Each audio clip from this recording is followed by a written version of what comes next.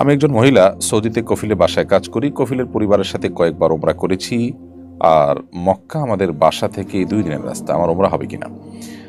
প্রথম কথা হলো বোন, আপনি দূরদেশে গিয়েছেন একটু রুটি রুজির জন্য। যারা আপনাকে মাহারাম ছাড়া সেখানে নিয়েছেন সে সৌদিয়ানরা, তারা যেরকম গুনাহগার, এ ক্ষেত্রে আপনি নিজেও গুনাহগার হবেন মাহারাম ছাড়া সেখানে সফর করার কারণে। এরপর দ্বিতীয় কথা হলো যে আপনি সেখানে চলে গেছেন, কাজ করছেন, বৈধ বা হালাল কাজ করে যদি আপনি উপার্জন করেন, হারাম থেকে বেঁচে থেকে উপার্জন করতে পারেন, তাহলে সেক্ষেত্রে আপনার সে উপার্জন হারাম হবে না, সেটা হালাল হবে। মাহরাম ছাড়া সফর করেছেন, সেটা একটি গুনাহের কাজ হয়েছে, তার জন্য আল্লাহর কাছে ইস্তেগফার করবেন। এখন যে উপার্জনগুলো করছেন সেগুলো হারাম হবে না যদি আপনি হালাল উপায়ে উপার্জন করে থাকেন।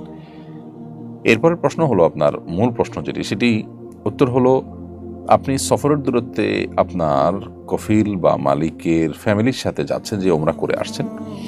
তো এই যে তাদের সাথে যাচ্ছেন, যে ওমরা করে আসছেন, এর কারণে আপনার ওমরা তো হয়ে যাবে, কিন্তু এটাও একটা গুনাহের কারণ নবী করিম সাল্লাল্লাহু আলাইহি ওয়াসাল্লাম বলেছেন, লা তুসাফিরুল মারআতু ইল্লা মা'আ যি মাহরামিন, কোনো নারী কোনো মাহরাম ছাড়া তিনি একাকী সফর করবেন না। আপনি যে কাজটি করছেন সেটি গুনাহের কাজ। এজন্য আল্লাহ তাআলা আপনাকে তৌফিক দিলে আপনি স্বামী বা মাহরামের সাথে কখনো ওমরা করবেন, আর না হলে ওমরা করবেন না। ওমরা করার জন্য ফরজ নয়, কিন্তু আপনার অবশ্যই মাহরাম নিয়ে সফর করার চেষ্টা করা উচিত এবং সফরে মাহরাম থাকা দরকার।